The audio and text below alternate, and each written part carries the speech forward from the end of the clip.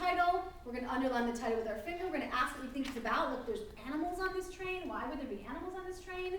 The giraffe, maybe the giraffe is the conductor. I don't know what's going on, right? So here we go. Through the darkness, clickety-clack, coming closer down the track. Hold your breath so you can hear puffing, chuffing, drawing near. Okay, I don't know if you can all see that, but you could guess what was coming up, right? So that's a close with a Z. With the rhyming in there, that's so important. Kids are going to be able to close that off for you. So then you want to go back and check the prediction. Was it right? Was your prediction accurate? Sometimes people forget that piece of the rap is like making sure you go back and check your prediction. Ask questions about the story you just read. In a moment, we're going to do an activity with question cards. Look together for 3 or 4 new vocabulary words. So I gave my one twin nephew, David, the one who's reading a 3rd grade, I gave him the BFG the other day, Little Dolls, the BFG, the Big Friendly Giant. I love this book. It's a 3rd grade level book. And I was like, I don't know if David's going to totally get this, right? So he starts reading it, and I'm saying do you understand it? Are you getting it? He's like, I'm like, open the page, let me look. And the word withdrew was there. I said, David, do you know what that word means? So we talked about the context and thinking about, because he was basically getting the gist of the book, and he could tell me it was about Sophie and this giant, but he was missing some vocabulary words. Pick out 2 or 3 vocabulary words to talk about. Don't pick out a ton of vocabulary words. It's going to overwhelm them if you're doing too many vocabulary words.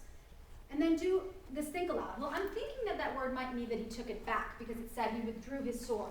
And he had his sword and then he withdrew his sword. So I'm thinking it doesn't mean drawing like drawing on a paper. I'm thinking it means to take it back.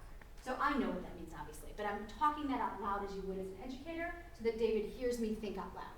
So those think out loud, you have to model that for parents. That is not something they necessarily would just think to do with their kid, right? Okay, another thing is setting a purpose. Reading the story again and setting a purpose. So I have a chart up there that says ideas for setting a purpose. So I'd like you to think and talk to somebody at your table about what kind of purpose you could set when you're talking to your child about a reread. For example, I might set a purpose of thinking about the author's message. What was the author's message in this book for an little older child? What other purposes can you think about just really quickly with your table that you could set for a reread with a child? Well, thank you. What lessons can you learn?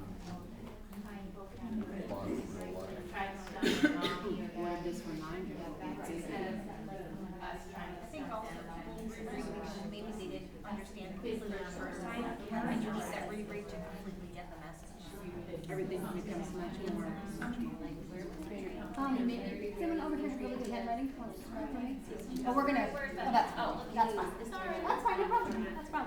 I'm gonna put it up here. All right. That was just a quick brainstorm on setting a purpose. We have from this table what lesson was learned. So it might be a moral if it's a folk tale or fairy tale. What else do we have on purpose? Setting a purpose for rereading. Language patterns. Okay. Alliteration, rhyming. Alliteration, great. That's great.